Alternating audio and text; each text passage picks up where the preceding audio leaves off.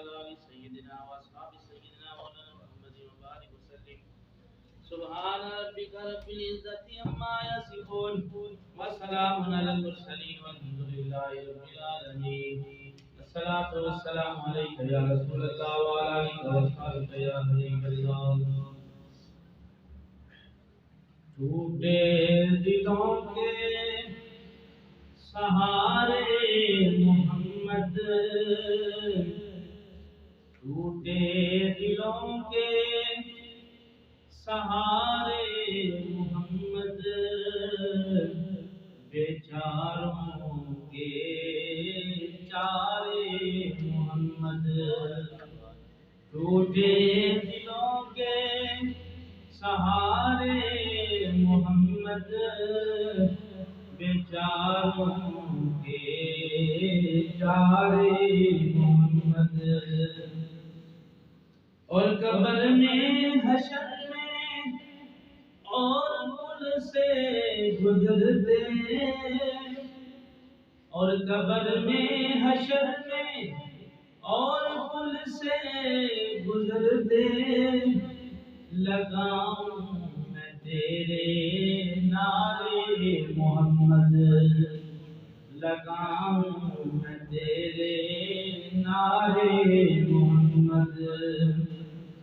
میں قربان تیرے اے شاہ مدینہ، میں قربان تیرے اے شاہ مدینہ، میری بگڑی تو سوارے محمد، میری بگڑی تو سوارے محمد.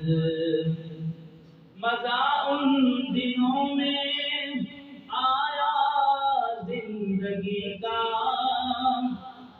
مزہ ان دنوں میں آیا زندگی کا، تیرے پاس جو دن گزارے محمد، تیرے پاس جو دن گزارے محمد.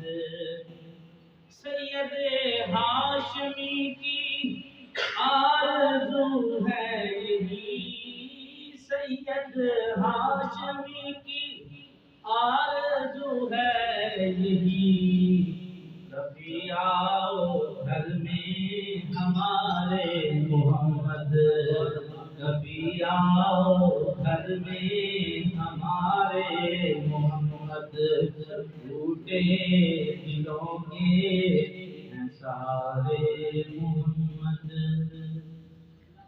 نہایت عزیز احترام بزرگ و عزیز دوستو، اللہ جل مجدہ کریم کی حمد و ثنا، نعت سید انبیاء خیر الورا مولا کل حکم رسول جناب محمد رسول اللہ صلی اللہ علیہ وسلم، لامحدود درود پیارے آقا صلی اللہ علیہ وسلم کی ذات اطہار و مطہر پر اللہ رب العزت سے دعا ہے حق کہنے حق سننے ہم سب کو عمل کی توفیق عطا فرمائے. جمعۃ المبارک روزہ کی ساعتیں برکت گھڑیاں ہیں اور ماہ سیام ہے، اس کا دوسرا جمعۃ المبارک ہے. اللہ رب العزت سے دعا ہے اللہ ہم سب کو اس جمعہ کی بے شمار برکتیں عطا فرمائے اور ماہ سیام کی رحمتوں سے ہمیں مالا مال فرمائے اور پیارے آقا کی ذات پر کثرت سے درود و سلام پڑھنے کی توفیق عطا فرمائے. میرے آقا نے فرمایا بروز قیامت میرے قریب ترین وہ شخص ہوگا جو من پر دنیا میں کثرت سے درود پڑھنے والا ہوگا.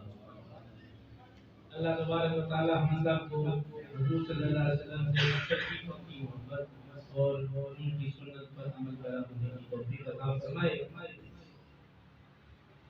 آج 9 رمضان مبارک ہے، آنے والی رات 10 رمضان مبارک ہے، 10ویں رات شروع ہو جائے گی، کل 10 دن.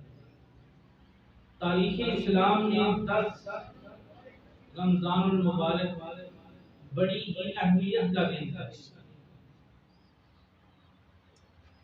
رمضان تو ویسے سارا مہینہ ہی برکتوں والا ہے، روزہ دار کی بڑی شان ہے، لیکن پیارے آقا صلی اللہ علیہ وسلم کی اس مہینے میں زوجہ محترمہ کا انتقال بھی ہے۔ 10 رمضان مبارک ہے، سیدہ خدیجہ کبریٰ رضی اللہ تعالی عنہ آپ کا یوم وصال 10 رمضان مبارک ہے، جو آج رات آ رہی ہے 10ویں رات، اس رات کو آپ کا یوم وصال ہے۔ کون خدیجہ کبریٰ رضی اللہ تعالی عنہ؟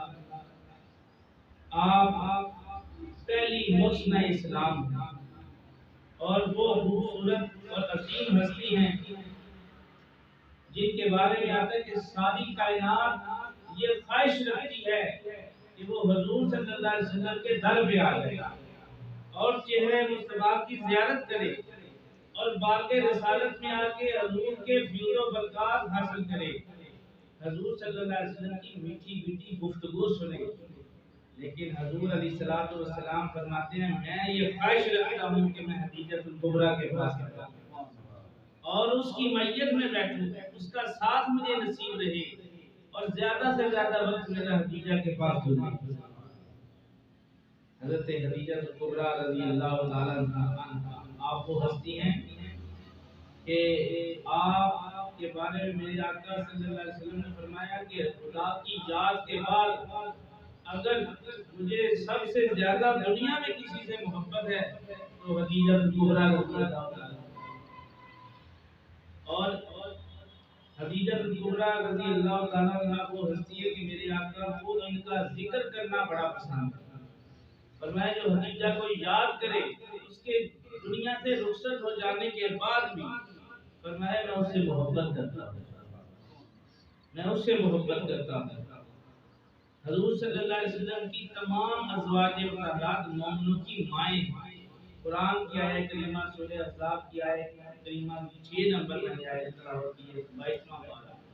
اللہ فرماتے ہیں النبی اولا بالمؤمنین من انفسہم وازواجہ امہاتہم، فرمایا مومنوں کی جو مائیں ہیں وہ نبیوں کی بیویاں، وہ نبیوں کی بیویاں مومنوں کی مائیں ہیں۔ ہم اپنی سگی ماں کا کتنا ادب احترام کرتے ہیں، کتنی محبت کرتے ہیں، اور وہ ماں بھی ہم سے کتنی محبت کرتی ہے۔ حضور علیہ الصلوۃ والسلام نے فرمایا ماں کی ممتا کو ترازو میں نہ تول۔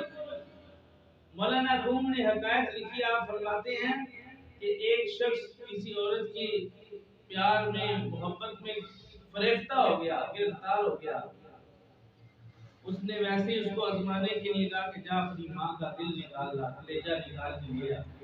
مولانا روم فرماتے ہیں وہ اپنی ماں کے سینے میں جا کے خنجر مارتا ہے، کلیجہ نکالتا ہے، اور راستے میں جب اپنی محبوبہ کو ملنے کے لیے آ رہا ہوتا ہے نا تو ایک پتھر سے ٹھوکر لگتی ہے، وہ کلیجہ ہاتھ سے سلپ ہو کے نیچے گر جاتا ہے، کلیجے سے آواز آتی ہے بیٹا چوٹ تو نہیں لگی۔ یہ ماں کی محبت ہے۔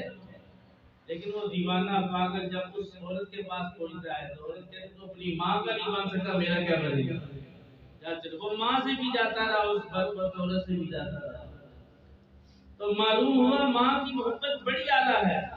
تو حضور کی بیویاں مومنوں کی مائیں ہیں، اور سب سے پہلی ماں خدیجہ کبریٰ رضی اللہ تعالیٰ عنہ، بڑی ہی اعلیٰ شان۔ حضور صلی اللہ علیہ وسلم سے عمر میں 15 سال بڑی، 15 سال، 25 سال کی عمر میرے آقا صلی اللہ علیہ وسلم کی ہے، اور 40 سال کی عمر خدیجہ کبریٰ رضی اللہ تعالیٰ۔ آگے جب عرض کریں گے کہ جب آپ کا نکاح کس حالات کن حالات میں ہوا، کیسے حالات پیدا ہوئے۔ حضور نبی کریم صلی اللہ علیہ وسلم آپ ابھی پیدا نہیں ہوئے تھے کہ اس زمانے میں عرب میں شاہ عبدالحق حضرت دہلوی فرماتے ہیں، آپ فرماتے ہیں اس زمانے میں عرب کا یہ دستور تھا کہ ہر سال عورتوں کی ایک منڈی لگا کے جہاں پر عورتوں کا بہت بڑا اجتماع ہوتا تھا، جہاں پر عورتوں کا بہت بڑا اجتماع ہوتا تھا عرب کے اندر، اور ہر سال ایک دن مقرر ہوتا تھا، اس دن میں وہ منڈی لگا کے حضرت خدیجہ کبریٰ رضی اللہ تعالیٰ عنہ فرماتی ہیں کہ اتفاق سے میں بھی اس دن اس منڈی میں موجود تھی، نظارہ دیکھ رہی تھی کہ عورتوں کا کیا اس منڈی میں کیا کام ہے، کیا کام کرتی ہیں، وہ آپس میں گپ شپ لگا رہی تھی۔ حضرت خدیجہ کبریٰ رضی اللہ تعالیٰ عنہ فرماتی ہیں کہ اس منڈی میں ایک یہودی راہب آیا ہوا تھا، قبیلے بتانے والا۔ وہ اس منڈی میں آ گیا تو اس نے ساری عورتوں کو مخاطب کر کے کہا، عورتوں او بیویوں، تم اس منڈی میں جمع ہو، میں تمہیں ایک کام کی بات نہ بتاؤں۔ عورتیں حیران ہو گئی کہ یہ پتہ نہیں وہ کہاں سے آ کے ٹپک گیا ہے، عورتوں کی محفل میں یہ مرد کہاں آ گیا۔ تو وہ یہودی کہتا ہے کہ مجھے پتا ہے کہ عورتوں کی محفل میں مرد کا کیا کام ہے، لیکن میں آیا اس لیے ہوں کہ میرے نبی پر نازل ہونے والی کتاب تورات موسیٰ علیہ السلام پہ نازل ہوئی۔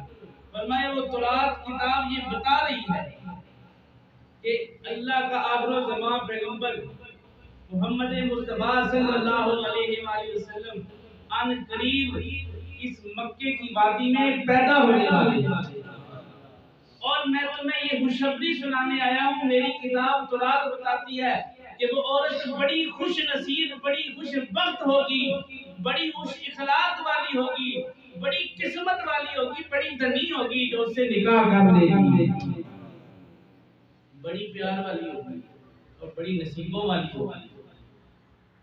عورتوں نے اس کی بات پہ دھیان نہ دیا اور اس کو کہا کہ دفع ہو جا، جدھر سے آیا اپنی کتابیں اٹھاؤ چلا جا۔ عورتوں کے مجمع میں تو آ کے ہم سے یہ اس طرح کی گفتگو کر ہے، ہمیں سے کسی بات پہ اعتبار نہیں۔ پر خدیجہ کبریٰ رضی اللہ تعالیٰ عنہ فرماتی ہیں میں نے اس کی بات کو ایسے نہیں پھینک دیا بلکہ ذہن نشین کر لیا، اور دل ہی دل میں اپنے رب سے یہ دعا کرنے لگی، یا اللہ کاش وہ نبی جس کا اعلان ہوا ہے وہ میری قسمت میں لکھ دیا جائے۔ خدیجہ کبریٰ رضی اللہ تعالیٰ عنہ فرماتی ہیں اس محفل کے بعد، اس مجمع کے بعد جب سے گھر آئی اس وقت تک جو بھی طریقہ کار تھا میں اپنے رب کو ذکر اذکار کر کے یاد کرتی، جب یاد کر کے فارغ ہوتی تو اللہ کی بارگاہ میں یہ دعا کرتی۔ ابھی کلمہ نہیں پڑھا، مسلمان نہیں ہوں کیونکہ ابھی تو تشریف ہی نہیں لائے تھے، لیکن مواہب تھی، توحید پرست تھی، اللہ اللہ کرنے والی تھی، خاندان وہ ملا جو نہایت ہی شریف تھا۔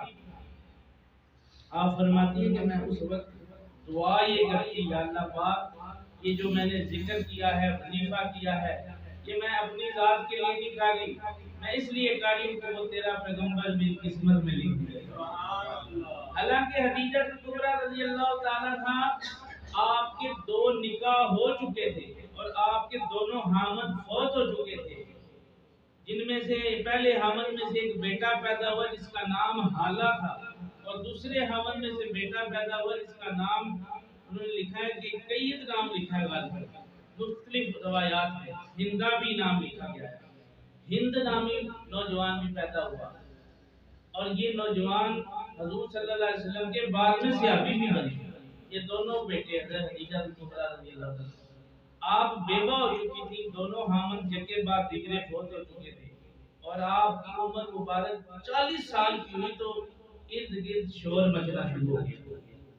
ارد گرد کیا شور مچنا شروع ہو گیا کہ دنیا میں وہ پیغمبر پیدا ہو چکے ہیں جنہوں نے ابھی اعلان نبوت نہیں فرمایا، پھر میں غیب کی باتیں بتاتے ہیں۔ ابھی اعلان نبوت نہیں فرمایا لیکن پھر بھی وہ یہ دنیا والوں کو بتاتے ہیں کہ دنیا والوں اللہ کے سوا کوئی عبادت کے لائق نہیں ہے، اسی کی عبادت کرو، وہی عبادت کے لائق ہے۔ بڑی بڑی تکلیفیں برداشت کرتا ہے لیکن وہ بندہ حسن و اخلاق کا مالک ہے۔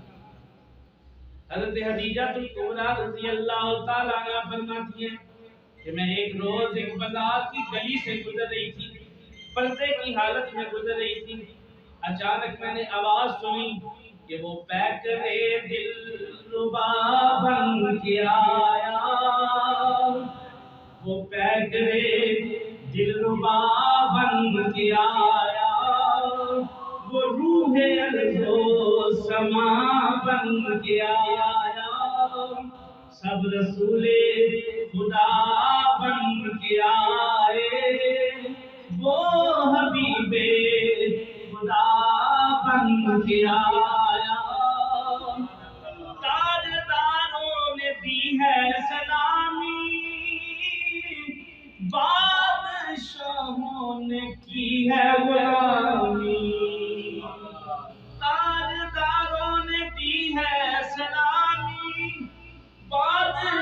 جہان کی ہے غلامی، مصطفیٰ مجتبی بن کے آیا، وہ پیکرے دلربا بن کے آیا۔ خدیجہ کبریٰ رضی اللہ تعالیٰ عنہ فرماتی ہیں کہ ابھی حضور دنیا میں تشریف لائے تھے، ابھی آپ کی آمد ہی ہوئی تھی کہ ارد گرد شور مچ گیا کہ جو اللہ کا نیک بندہ اس دنیا میں آ چکا ہے اس کی خاصیت یہ ہے وہ کل کی عظیم امانت، امانت، دیانت داری، صادق، امین، یہ اس کے لقب بچپن ہی سے پڑ گئے ہیں۔ بڑے بڑے کافر، منافق، مشرک، بے ایمان آپ کے ہاں اپنی امانتیں جمع کرواتے ہیں، یعنی ان کافروں کا بھی ایمان ہے، عقیدہ ہے کہ حضور بچپن سے ہی صادق اور امین کہلاتے ہیں۔ یہ شور پورے عرب میں پھیل گیا۔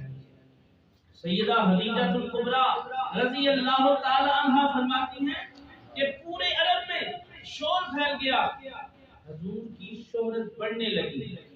آپ فرماتی ہیں رفتہ رفتہ آہستہ آہستہ میرے دل میں وہ دعا اور اجاگر ہونے لگی جو میں نے اس مجمع کے بعد کی تھی کہ یا اللہ میری قسمت میں حضور کو لکھ دے۔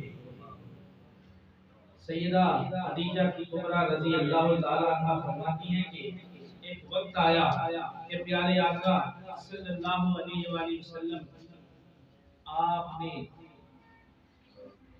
مکے کی وادی میں کھڑے ہو کر کہا کہ کسی گورے کو کسی کالے پر، کسی کالے کو کسی گورے پر، کسی اجمی کو کسی عربی پر، کسی عربی کو کسی اجمی پر کوئی فوقیت حاصل نہیں، سب رب کی نظر میں برابر۔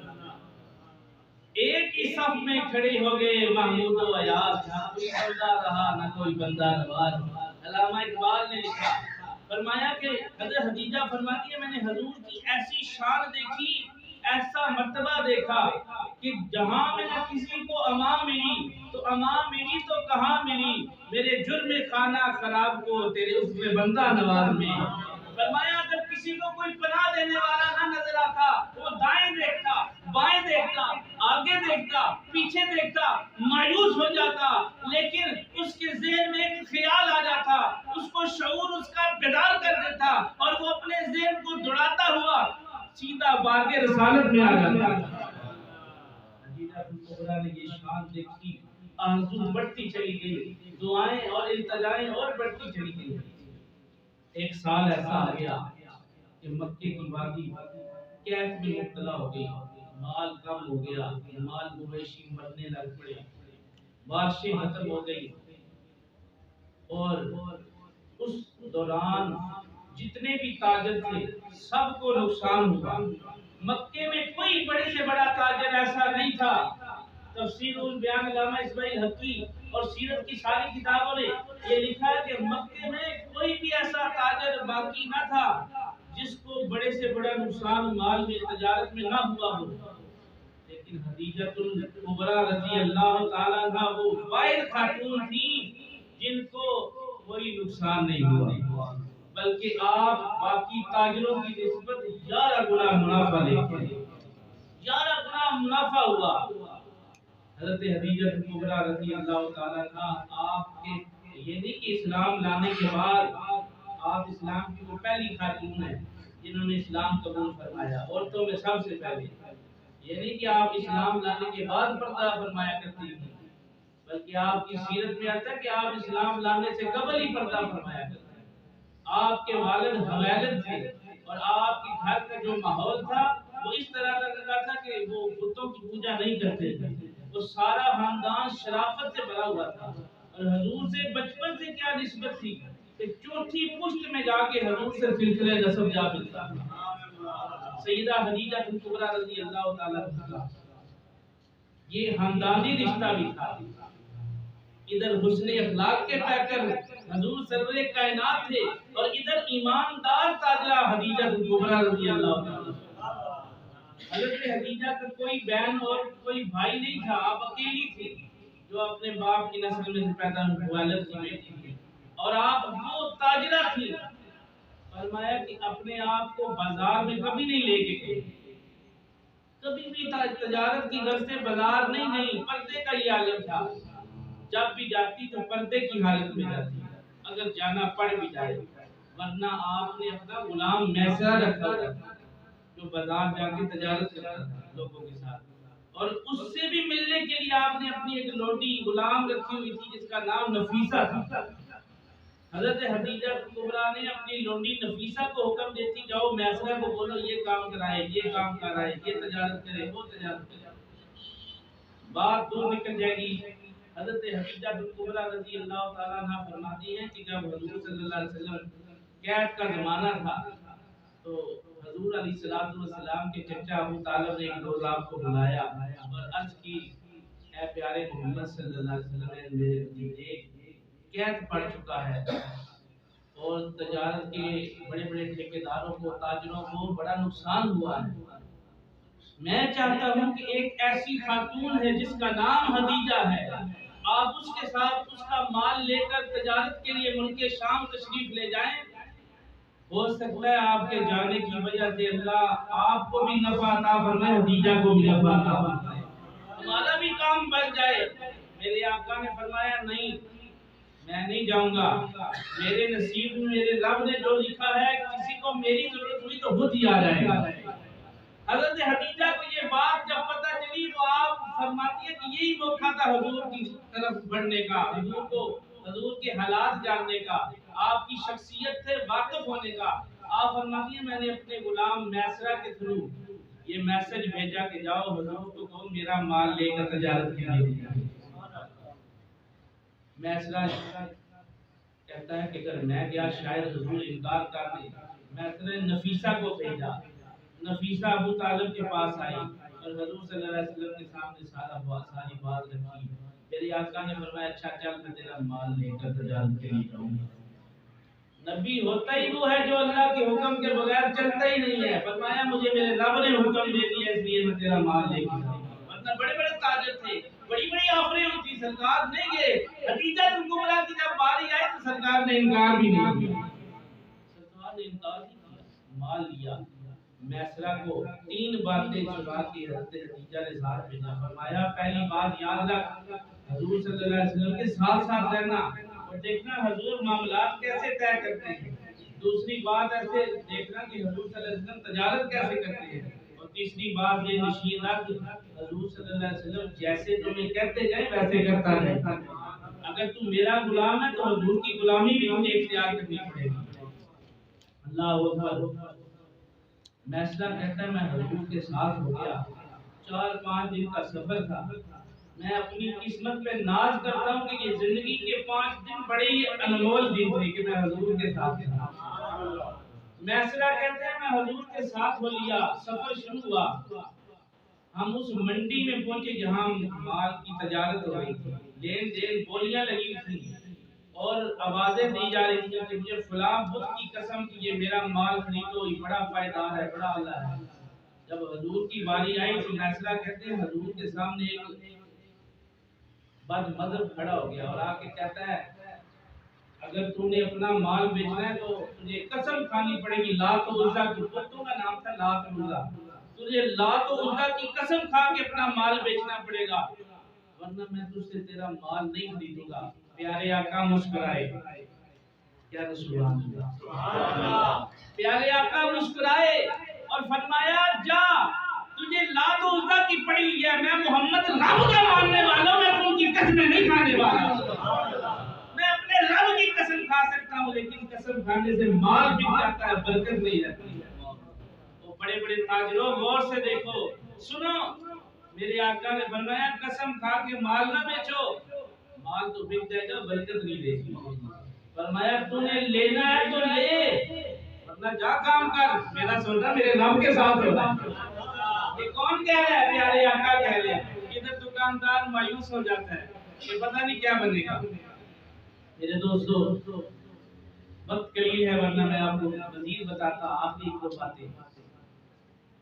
وہ میسرہ کہتا ہے حضور صلی اللہ علیہ وسلم جس تاجر سے انکار کرتے وہ تاجر خود میرے آقا کے پیچھے چلتا منتیں کرتا، یا اللہ ہم سے غلطی ہوگی، ہم آپ کا مال خرید لیں گے۔ آخر کار میرے آقا نے حضرت خدیجہ کا مال فروخت کیا اور اتنا نفع کمایا،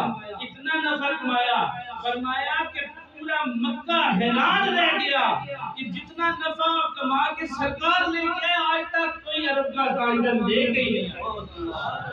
اللہ اکبر۔ میسرہ کہتا ہے کہ ایک واپسی پر راستے میں نا دوپہر کا وقت ہو گیا اور میں تھوڑا سا گھبرا گیا کہ گرمی کی شدت ہے، اب اتنا طویل سفر پیدل کیسے کریں گے۔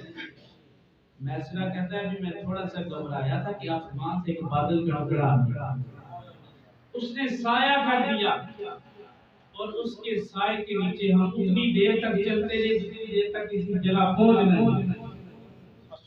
حفیظ نے لکھا ہے، وہ کہتا ہے سلام اس پر کہ جس پر بادل بھی سایہ کرتے تھے، سلام اس پر کہ جس پر بادل بھی سایہ کرتے تھے، اور سلام اس پر کہ جس پر درخت بھی جھک کر سجدہ کرتے تھے، سلام اس پر کہ جس کو لوگ تنگ کرتے تھے، سلام اس پر کہ جس سے گھر والے خود جنگ کرتے تھے، سلام اس پر کہ جس نے خون کے پیاسوں کو گوائیں دی، سلام اس پر کہ جس نے گالیاں سن کر دعائیں دی۔ میسرہ کہتا ہے کہ میں نے یہ نظارہ دیکھا، حضور ایک درخت کے نیچے آرام کے لیے بیٹھے، ایک عیسائی راہب آ گیا، پادری آ گیا، عیسائی آ کے کہتا ہے اس درخت کے نیچے کوئی عام بندہ نہیں بیٹھ سکتا، صدیاں گزر گئی، ہمارے آباء و اجداد نے دیکھا کہ یہ وہ درخت ہے، اس کے سائے کے نیچے کوئی بیٹھ ہی نہیں سکا، ہم نے اپنی کتابوں میں پڑھا، ہماری انجیل اس بات کی گواہی دیتی ہے کہ اس درخت کے نیچے اگر کوئی بیٹھے گا تو اللہ کا پیغمبر بیٹھے گا۔ اے نوجوان، تو کوئی عام نوجوان نہیں ہو سکتا، اگر تو ہے تو تیرا نام محمد ہے، تیرا نام محمد ہے۔ سرکار نے فرمایا صدقتا، تو نے سچ کہا ہے، انا محمد وانا رسول وانا اشہد اللہ وحدہ لا شریک لہ، فرمایا میں محمد بھی ہوں، اللہ کا رسول بھی ہوں، اور گواہی دیتا ہوں اللہ کے سوا کوئی عبادت نہیں۔ میسرہ واپس آ گیا، حضرات میسرہ واپس آئے اور آ کر سارا نظارہ حضرت خدیجہ کبریٰ کو عرض کیا، سہیلی بھی بیٹھی ہوئی، سہیلی کہنے لگی یہ ٹھیک ہے، بادل سایہ کرتے ہیں، درخت گواہی دیتے ہیں، سب کچھ ٹھیک ہے، کوئی ایسی چیز بتا جو میرے دل کو بھا جائے۔ سہیلی نے جب ایسے پوچھا نا حضرت خدیجہ کی سہیلی تو میسرہ نے پتہ کیا جواب دیا؟ میسرہ کہتا ہے پتھرانو کلمہ پڑھا جاندا، وہ پتھرانو کلمہ پڑھا جاندا، وہ بنگیاں گلاں کرا جاندا۔ اللہ جنت میرے والد صاحب یہ شعر پڑھا کرتے ہیں، وہ پتھرانو کلمہ پڑھا جاندا، وہ بنگیاں گلاں کرا جاندا، وہ ان بولیاں نوں بھلا جاندا، وان بولیاں نوں بھلا جاندا، خدا رتبہ خدا جاندا۔ فرمایا وہ کس شان کا مالک ہے جس پتھر کے قریب سے گزر جاتا وہ پتھر بھی کلمہ پڑھ کے مسلمان ہو جاتا، وہ پتھر بھی اس کی رسالت کی گواہی دیتے ہیں، درخت سجدے کرتے ہیں، شجر حجر اس کے تابع ہیں، اس کی شان یہ ہے کہ وہ جس راستے سے گزر جائے بادل سایہ بادل سایہ کر دیتا ہے۔ حضرت خدیجہ کبریٰ کا نکاح 10 رمضان مبارک، فرمایا اس رمضان مبارک میں آپ کا نکاح بھی ہوا اور 10 رمضان آپ کا یوم وصال بھی ہے۔ حضرت خدیجہ کبریٰ کا نکاح جب ہوا کیا بہاریں تھی، کیا نظارے تھے، کسی موقع پہ عرض کریں گے، وقت اتنا نہیں، اعلان سماعت فرمائیں انشاءاللہ پرسوں بروز اتوار بعد نماز عصر ماہانہ یارمی شریف کا خطبہ پاک بھی ہوگا، جو بقیہ ذکر خدیجہ کبریٰ رضی اللہ تعالیٰ عنہ کا رہ گیا وہ محفل میں بیان کیا جائے گا، تلاوت ہوگی، نعت ہوگی، تمام حضرات نے شرکت بھی کرنی ہے۔ اور افطاری کا بھی بندوبست کیا جائے گا. سارے حضرات مسجد میں افطاری کریں. سیدہ حدیجہ کبریٰ رضی اللہ تعالیٰ عنہ آپ کے فیوز و برکات سننے کے لیے، ان سے محبت رکھنے کے لیے سارے تشریف لائیں. میرے آقا نے فرمایا میں اس بندے کو بڑا پسند کرتا ہوں جو میری حدیجہ کا ذکر کرتا ہے. اب میں نے یہ دیکھنا کہ جو بندہ حضور کی پسند کا بننا چاہتا ہے وہ حضرت حدیجہ کے ذکر میں آئے. اللہ تعالیٰ میری حاضری قبول فرمائے. سارے حضرات سنتے ادا. نماز جمعہ کی ادائیگی کے بعد قبلہ والد محترم استاد العلماء صاحبزادہ پیر طریقت شابر شریعت عبدالرؤف ہاشمی رحمۃ اللہ علیہ کے مزار اقدس پہ آئے ہیں. ماشاءاللہ پھولوں کی مہک آ رہی ہے. ان کی قبر اندر سے بھی نور اللہ نور ہے یقیناً انشاءاللہ. تو انشاءاللہ دعائیں خیر کرتے ہیں. تو دعاؤں میں آپ کو بھی شامل حال رکھتے ہیں. آمین. الحمدللہ رب العالمین والصلاۃ والسلام علی سید الانبیاء والمرسلین. یا اللہ پاک حضور صلی اللہ علیہ وسلم کے توسل سے ماہ رمضان کی برکتوں کا صدقہ قبلہ والد محترم استاد العلماء صاحبزادہ عبدالرؤف ہاشمی رحمۃ اللہ علیہ کے درجات بلند فرما. یا اللہ پاک ان کے والدین کے درجات بلند فرما. یا اللہ پاک جتنے بھی ہمارے عزیز و کارب خاندان کے ساتھ تعلق رکھنے والے بزرگان دین چلے گئے، اللہ سب کی بخشش فرما. یا اللہ جن کو پڑھ کے بخشنے والا کوئی نہیں، ان کو بھی ہمیں سال ثواب کرنے کی توفیق عطا فرما. ماہ رمضان کی نورانیت، برکتیں، رحمتیں، عظمتیں یا اللہ لوٹنے کی توفیق عطا فرما. یا اللہ پاک والد محترم کے درجات بلند فرما کے یا اللہ پاک ان جیسی ہستیوں کے توفیل ہمارے گناہ معاف فرما. یا اللہ پاک ہمیں نیک عمل کرنے کی توفیق عطا فرما. ہر قسم کی برائی بے حیائی سے محفوظ فرما. یا اللہ پاک میرے بچوں کو، بھائی کے بچوں کو، یا اللہ پاک بھائیوں کو آپس میں پیار محبت سلوک اتفاق اتحاد عطا فرما. والدہ کو صحت عطا فرما. یا اللہ کل مومنین کل مومنات کی خیر فرما. یا اللہ جتنے کلمہ گو مسلمان فوت ہو گئے سب کی بخشش فرما. اہل قبرستان کے اندر جتنے کلمہ گو مسلمان فوت ہیں سب کی بخشش فرما، سب کے درجات بلند فرما. یا اللہ پاک جس نے بھی دعا کے لیے کہا اس کے دلی نیک ارادے پورے فرما. یا اللہ والد صاحب کے چاہنے والوں میں سے جس نے دعا کے لیے کہا یا اللہ ان کے بھی یا اللہ پاک پریشانیاں دور فرما، ان کو بھی آسانیاں عطا فرما. یا اللہ پاک میرے وسیم بھائی، میرے زبیر بھائی، میرے دیگر عزیز و کارب، میرے انور بٹ صاحب، جتنے بھی دعا کے لیے جس نے مجھے کہا یا اللہ اپنے محبوب کا صدقہ صاحب کی دعائیں قبول فرما. اور اسلم صاحب یا اللہ پاک ان کی والدہ کو صحت عطا فرما. یا اللہ پاک حضور نبی کریم صلی اللہ علیہ وسلم کے توسل سے حاضرین کے اندر جتنے بھی اس دفعہ اس جگہ پہ موجود ہیں، ہم والد صاحب کی قبر مبارک پر یا اللہ ان کے ساتھ تعلق رکھنے والے جتنے بھی فوت ہو گئے سب کی بخشش فرما. آمین ثم آمین بجاہ نبی الامین.